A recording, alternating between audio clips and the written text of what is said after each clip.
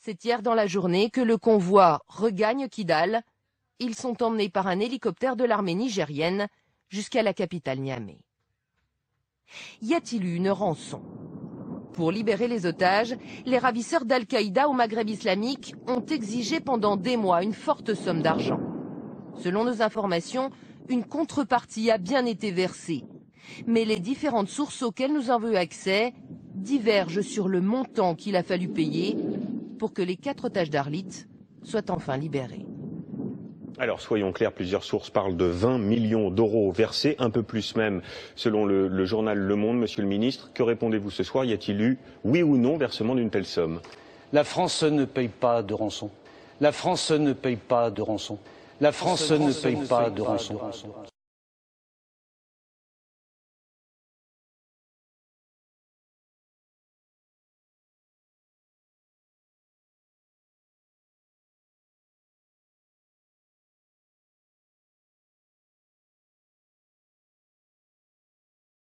C'est la position du président de la République. Mais vous ne répondez pas à ma question. D'autres peuvent payer cette rançon. La France ne paye pas de rançon et il y avait eu depuis 16 mois en ce qui me concerne, mais auparavant sous l'ancien gouvernement, des tentatives diverses pour essayer de libérer les otages. L'État nigérien a agi. Alors, je vais vous poser la question autrement, Monsieur le ministre. Je vais vous poser la question autrement. Est-ce que le président du Niger a payé une rançon aux ravisseurs pour libérer les otages de la France? Le président du Niger a mené les discussions qu'il convenait de mener et elles ont abouti à un résultat positif.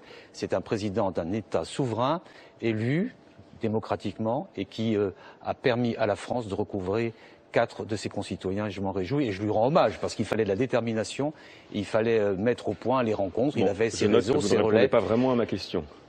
Je réponds à ce qui s'est passé.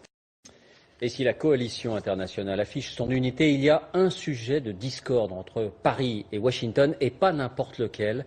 Barack Obama reproche à la France de payer des rançons à l'État islamique pour faire libérer ses otages et d'alimenter ainsi les finances des terroristes. Marc de Chalvron. C'est une indiscrétion qui sonne comme un rappel à l'ordre de Barack Obama à son allié François Hollande. À la Maison-Blanche, le président américain se serait plaint, selon le New York Times, de la politique de la France en matière de rançon. Le président Obama a souligné avec irritation que le président Hollande dit que la France ne paie pas de rançon, alors qu'en fait, elle en paie. Une manière de rappeler que les États-Unis, eux, ne payent jamais. On ne fait pas de concessions aux terroristes. On ne paie pas de rançon. Et ces rançons sont une des principales sources de financement pour l'État islamique.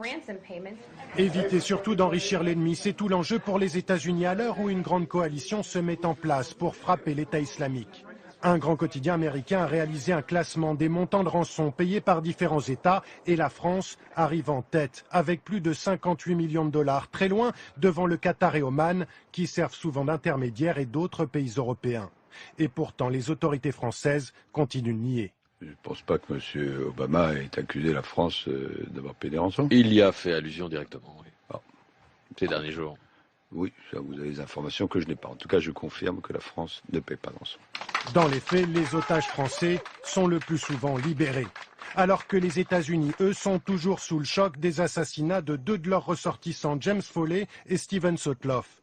Pourtant, le gouvernement américain reste inflexible, critiqué en cela par les familles des ex-otages.